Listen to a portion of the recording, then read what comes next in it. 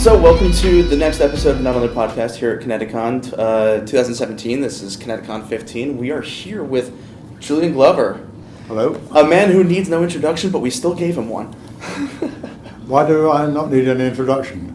Because you are such a well-rounded actor across so many different fields that it's kind. It's tough not to know. I come here to be flattered by you. Carry on, I love it. my childhood is literally sitting right next to me, and it's fantastic. I love it. It's great. The one thing, so for me personally, I'm a big Bond fan actually, and when I found out that you were going to be here, I was like, for your eyes only. Aristotle, working with Roger Moore, with the sad time that we had this year with him, unfortunately. But what was it like to work on a Bond film? Not my first time working with Roger Moore. That was one of the great pleasures of it because I knew Roger. I did, I think, 3 episodes of The Saint, might be 2. I worked with him on so many of those series. That we really knew each other quite well before I came to do it For Your Eyes Only. He called me Mr. National Theatre because he said I'm a posh actor and work in the theatre and the Royal Shakespeare Company and all that stuff. That having been said, I mean, was such an amusing man, but very, very, very bright. And well, I flatter myself, he came to see me in everything I did in the theatre. And he was always so nice about it. We were never close chums, we didn't invite each other for dinner. It wasn't like that. But we were very good colleagues and enjoyed each other's company whenever we met, which was quite often. So when it came time for casting and you knew that Roger Moore was going to be 007, did that have any influence on you actually getting the role?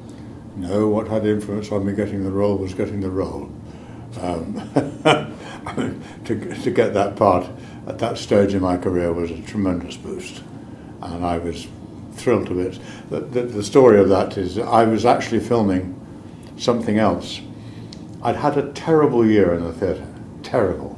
We were into maybe we've got to sell the house and that sort of situation. And suddenly a film came up worth about £4,000 in Greece. Which was going to be next week. Oh, thank God, that'll help. And the day before it happened, there was a Screen Actors Guild strike. Yeah, that was nice. I don't know if you can see, but there's somebody sitting here as well who's going to ask me questions later. And so that was suddenly cancelled. And so I was in even more despair. Mm-hmm. This was a Friday. Friday evening, my agent rang me and said, get along on Saturday morning for an interview. I said, nobody does interviews on Saturday morning. So, well, this one is John Cleese, and they're casting this thing. It's about Alexander the Great. They want you to play his father. What? Anyway, I went and I got it, which was nice. I thought it was. It led to good things. And the next week, I went out to Corfu to film this thing about Alexander the Great. It was the tackiest thing I've ever been involved with, despite the fact that it starred James Mason and some very, very well-known English actors indeed. It was really awful. It was awful. And in the middle of it, when I was in despair about my whole life, there was a call from my agent saying, come back to London to meet Cubby Broccoli. I said, I can't come back to London. I'm in every shot. And he said, well, it's the James Bond film. I said, what? So I spoke with my first assistant, and he said, well, I can get you off at about 3 o'clock on Saturday afternoon. And so I literally came from the set, filthy actually. I'd just been doing some very dirty work on the film. Filthy, I didn't have time to get washed, and got an aeroplane from Athens. It was in the days when propellers on the front of aeroplanes. Mm-hmm. And I went to Hamburg and to Paris, then to London, and I did my interview on the Sunday morning. And they were all there, and right down to the costume man and makeup people. They were all there, and I was being tested to see if I didn't have to read or anything, but being talked to, because Mrs. Cubby Broccoli was also there, and she's the casting vote, and I got it. And from that, there I was doing this tacky film in Corfu, and the first thing I did when I finished was to fly from Corfu to Greece and that was given £500 straight away in a brown envelope, and my life changed. Now that's like what can happen in this business. Can happen, doesn't often, but that can happen. I mean, yeah, I've seen online going through. I was looking at your extensive credit list on there. You know, over 200 credits on film, TV. I'm surprised it's so few. The ones that list. You're talking about mechanical media. Yeah, like IMDb. Well, I wouldn't say I was.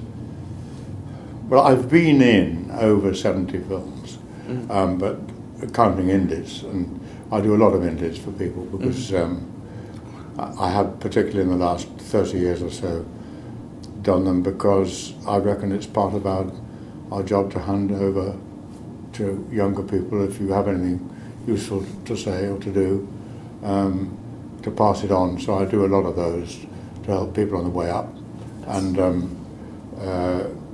so that means that my tally has gone up to over 70 films.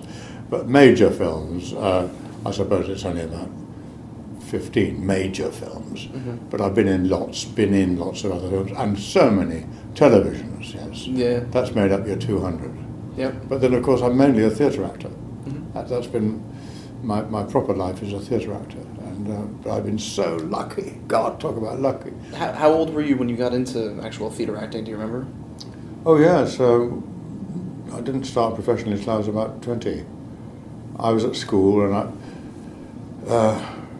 I had no idea about being an actor until I was about 15, when I was in a couple of things at school, which I was dragged into. I didn't want to be in them. I didn't know I was going to have anything to do with being in the theatre of any kind, and suddenly found what I thought was the thing that I wanted to do. I hoped I was good at it, and that changed my life. And thank God I had parents. At that time, it was not fashionable at all to go to the theatre. Oh, rogues and vagabonds, actor, what an insecure life and all that. But both my parents were journalists, so they knew about insecure lives, and they bless the Lord, they suddenly had a 15-year-old who knew what he wanted to do. Well, you know how it is. Even now is even more. 15-year-olds don't know what they want to do. They go and get their qualifications at school. They leave school at 17, 18. Oh, shall I go to college? Oh, I don't know. Yeah, maybe I will. I'll go and study film arts or whatever. They come at the end. They don't really know what they want to do. But I suddenly knew what I wanted to do and said, this is it. And I've never wanted to do anything else. And I've had my tremendous highs and tremendous lows in it. And here I am, still at it at the age of 82. And I reckon that's what you could call a fulfilled life. And I've married wonderfully well twice. The second one was the one for life, and I've got a wonderful son and grandchildren, and I'm a blessed man in many ways. It's fantastic. That really is. That is wonderful. Well, it's refreshing to actually hear something like you mentioned before too, that you like to be able, that you're basically passing down the torch to other people. That's why you're doing so much in independent films, and I myself have dabbled in independent films. And, yeah. I've got a slow. In fact, I wondered while you were talking to me, while I was talking, whether any of you guys are into making movies. Mm-hmm. I've actually written a script for. You write scripts? I've only written one so far, but I'm working on more. Good. Well, for a friend of mine's productions. Good. I've done a few independent films here and there, and some indie films in Manhattan and whatnot. The most recent one was with Stephen Baldwin and Tina Louise. Actually, brilliant. Well, there you go. It was. You're on your way. Yeah, I did a lot of You get paid? Exposure. Exposure. The best payment. But I did set decoration and design for a flashback sequence for a Vietnam scene, which we did inside of a horse barn. And we constructed it. We did all this light staging and kind of stuff like that, and made it look really dark and grim. And the shot came out beautiful. It was great. Yeah. And so then, of course, being me as being excited about the stuff that I did, I had to get killed. So of course I died. Got killed, eh? You know what's funny? I don't know anything about that. The two of you actually worked on the same show at one point, Game of Thrones. Yeah. So you worked on Game of Thrones since the first season, and your character last season was Mr. killed off? Pycelle, yes, he was killed off at the end of last season. Correct? For season 6, I met one of the editors from HBO, and I had done a few little just like special effects sequences for the promo teasers and stuff like that. So I saw some of the stuff that was going to be happening throughout season 6. Where did you do that? In LA? No, New York. New York. Yep, in New York. Yeah. Down they've got the main office. It's over by Brant Park, and then the secondary. There's a studio that's downtown over by Chelsea. Okay. So it was quite an interesting experience since originally I hadn't really watched anything Game of Thrones related. They're like, hey, do you want to do some stuff and send some things over, and I was like, okay. I'm like, so maybe I should start watching this. It's wonderful stuff. So that Game of Thrones is simply remarkable stuff. That's another interesting thing too. Is like you seem to have an attraction to James Bond characters. Because You mean villains? Villains. Sean Bean. You worked with Sean Bean, right? One of my favorite scenes in Game of Thrones season 1 is at the head of the King's meeting, where Sean Bean and yourself are sitting there, and I swear you give him this look that to me I'm reading it as you need to read your line already. Come on, because he looks like he's stuttering for a second. I don't remember that. It was an early season 1. It was. I'm stuttering. No, Sean was. Sean was stuttering. He looked like he was stuttering. Stuttering at first. Like you gave him this look, like just read the line. I want to go home. Oh, one of those looks. Yes. It must have been a late take. So, and then the other people that you've bumped into too was on Last Crusade was of course Sean Connery himself. Yes. And then Alison Doody. Yeah. And she was one of the Bond girls on View to a Kill. She was. So it's like you have like this do you have like this net and attraction for like somehow you went up like getting with these guys like do you ever? I got into not a rut. It was a very convenient rut of doing baddies in films, and it started with my very first film. I can't remember. I was about 23, 24, and I was working for an English acting company, the Royal Court Theatre, which is a very famous experimental theatre in London, and all the rising stars went there. And we did a film which is a classic film now, a real classic, and if you haven't seen it, write it down and look it up, because it's one of the finest comedies ever happening. It's called Tom Jones, starring Albert Finney, and it's a film of a book by Henry Fielding, an 18th century film, a story, and it's absolutely riotous. It's wonderful. And because I was working in that theatre, Tony Richardson, who was the director, cast me as one of those actors from that theatre in that film, because we were all cheap and enthusiastic and all that. And that was the first time I played a villain. Before that, in the theatre, I'd been at Stratford on Avon with the Royal Shakespeare Company. It wasn't called that then, it was called the Shakespeare Memorial Theatre. I was playing tiny parts of jolly fishermen and friendly people, and that's what I was. But he saw something else there. He saw a villain, and a smiling villain, as Shakespeare would write. This kind of villain. Yeah, you got it. And I played it. That was my first villain. That was such fun. What a fantastic first film to be in. And that started it all off. And so I started going into those series like The Avengers, The Saints, Department S, Magnum. I did a Magnum. I did all of those, as we say, including those Saints with Roger. And they were all villains. And it got to the point where I would be asked to do one, and I'd say to the director, the producer, don't cast me in this, because everybody will know I did it. And it was just simply ridiculous, because I once did a second episode of an Avengers, and I found myself in the same clothes, in the same car, on the same location as I'd been in about 5 weeks before in another one. I said, this is absurd. I mean, we're overlapping here. You could use this scene in that one. Anyway, that's why. And it's only in the last 30 years or so that I've started to break out of those. But then on the other hand, I have played, as you said, the big movies. But I'm not a baddie in Star Wars, I'm not a baddie. I'm just fighting for the side you don't agree with. You're just a soldier. I'm a soldier. I'm doing my job. And You're general. Hope I do it bloody well. Yeah, General, thank you very much. Proper respect here. And for your eyes only, he actually, he takes the wrong track because he needs the money, but actually he's a good fellow, he's a philanthropist, and he fought for the resistance during the war, and he's supporting this girl in the Olympics and not trying to screw her all the time. I mean, he's a regular bloke, but he does go wrong with that. In Indiana Jones, don't tell me I'm a villain.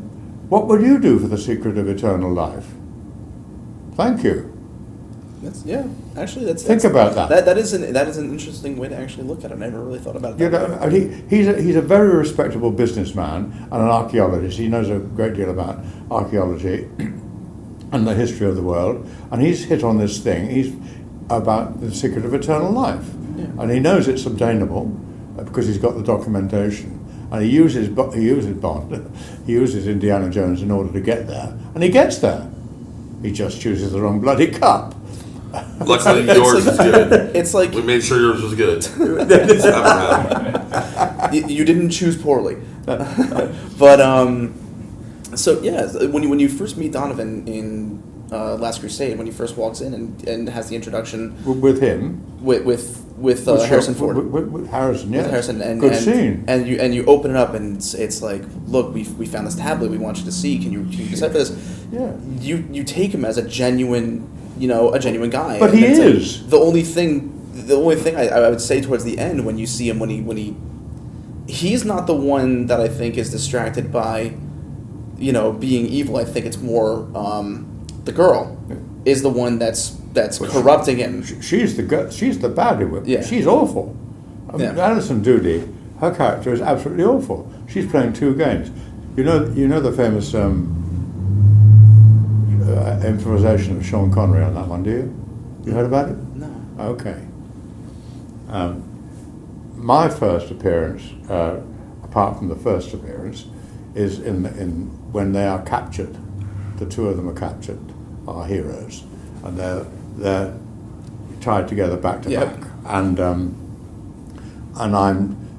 my chair turns round and it's me. So I hope you're surprised to find that this rather nice fellow is actually the chap who's holding captive our heroes. So a little chat goes on, and they're like that, and the conversation turns to the girl, and they're muttering to each other, and we're rehearsing this scene, okay, in the studio. And I don't know what the original dialogue was, but Sean says, she's German, of course, and Indiana Jones says, how do you know that? I can't remember what the original line was, but Sean said, she talks in her sleep. Well, we just fell on the ground. It was such a wonderful piece of naughty, the sort of thing Sean's always doing. And we all looked up at Spielberg, and he said, it's in. It's in. One of the funniest lines in the film. It was so naughty. And Harrison's face was told so many stories after that. So it's like, of course, Harrison's great thing in that with the scimitar fight. Mm-hmm. You remember that? Fantastic. Well, it wasn't. He was faced in the middle of the bazaar with this chap with two scimitars. Yeah. You remember? And he shot him. That was because Harrison, who'd rehearsed that like mad, had the bellies. Yeah, he was sick. Yeah. He was so sick. He said, "I can't do it." And Stephen said, "You've got to do it. It's in the script. We've rehearsed it, and we've only got this location for one day." He said, "I can't do it." So look at me, and you're covered in sick and shit and all that. And he said, "What about doing this?" And Spielberg said, "Well, that's the answer." I saw it in New York, and I think it's third day showing, I thought the walls would have come off the cinema, but they were so unexpected. And the crazy thing too is you see him and you look how pale and how sweaty he is. Definitely looks sick. And you can tell that real. he's sick, and that's all real. Yeah. And all of a sudden it's like, I don't have time for this. That's. Anyway, I digress. So Don't tell me I'm not giving you enough material. Oh no! Oh no! It amazing is fantastic. Yeah, There's a couple just a couple of little things we also want to touch on, and it was related to Star Wars and Indiana Jones actually. How did that all happen with the Star Wars? Did you know Lucas, or did you know Nepotism. I live next door to the associate producer, Robert Watts. Okay. And he was the one who said, you've got to go on to make the Star Wars movies. They said, it's going to cost us too much and all that. And Robert Watts said, no, it's going to be brilliant. It's going to be an enormous franchise. Keep going with it, keep going with it. So they went on to make Empire Strikes Back. And I think I was in the garden. He put his head over the wall and said, I've got 3 days on Star Wars, second Star Wars. Do you want it? And I said, oh, yeah, what is it? Well, he said, it's some insignificant soldier or something. He said, it's nothing of a part. But it would be £50 a day, and for, I think, maybe 4 days I got out of it. Yeah, okay, lovely. And I went along and did it. It was quite a boring job. It was a lot of standing around doing nothing. A little bit of talking with a bloke in a black plastic carapace who turned out to be somebody called Darth Vader, and then being in a fighting machine, which I didn't know what it was until I saw the film. Literally, it didn't, because I was up on a gantry with a mock-up set and a blue screen behind me, and they'd knock me around. And that's how I got into that. And after that was when they did Indiana Jones, which also Robert was concerned with. And Robert said this part of the horrible, again, villain, Nazi soldier, the sergeant, and come up for that. Oh, lovely, I love those. So I went up for that and didn't get it. And my agents represented the chap who did get it, who rang me and said, I'm sorry, but Michael got it. And I said, well, he's perfect casting for it, I have to say. His face is so evil, and wonderful casting. He said, but they want to see you for Walter Donovan. I said, what? The villain in it? Yes, they want to see you for that. He said, they don't want your script, they want you to go along and be American. I said, well, I haven't studied a dialect. It'll be a very generalised sort of thing called American. He said, well, just go along and do it, and I got it. And then I studied American properly, and I hope I got the right accent. Well, talking of that, here's a little yarn. We were doing the sequence in the tank in the desert in Spain, and I don't, we'd be doing this, that and the other, and I have fulfilled my life's dream of standing in a tank like Rommel, going like that. So that was a life's dream fulfilled. Anyway, at the end of that sequence, Spielberg came up and said, Julian, your accent, is so terrific. So you really have worked on it. It's simply perfect. You'll never stop making American films after this. It's fantastic. I've never made one since.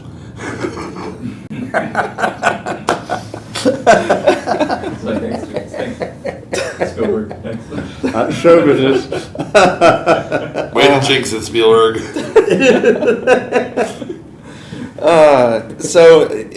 I was looking online actually a little bit earlier today, and I was actually looking at your character, the one from Star Wars. Actually, there's a whole biography and history about your character. Actually, there is when he was born, when he died, where he was from. They do that for all the background characters. We had no idea about that when we did it. They probably didn't do it back then.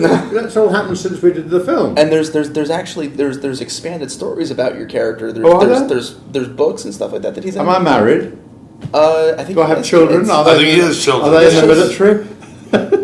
but it tells you the different eras that your character fought in the different wars. Oh my And so there's actually a whole bunch of stuff online. It's unbelievable. Actually, I'm not 100%, but I believe the character appeared in the Clone Wars animated series. Did he? Along with Tarkin. Well, there you go. Yeah. I was like looking at it, I was like, man, it's like, did they think I about didn't know this any stuff? of that. Yeah, it's wild. So So Star Wars fans will go out there and get all the information they can, and if there's none out there, they will make make someone it up. write it for them. like if you know Wikipedia, they have online. Yeah. Wikipedia. There's one that's dedicated strictly to Star Wars, and it's called Wookieepedia. Wikipedia, and that's where your entire character's Maximilian's character is on there. Did you know your character's first name is Maximilian? Oh, I did know that. Okay, so yeah, Okay. so it's like the entire background of your character is on Wikipedia, and it is just unbelievable. And this has been a great time today. This has been fantastic. And I'm so glad you came out. And I think we're just about out of time. Yeah, I think we should let you get back So- to whatever you want to do tonight. And you have a great convention. Thank you, Julian. My pleasure. Thank you so much. Cheers.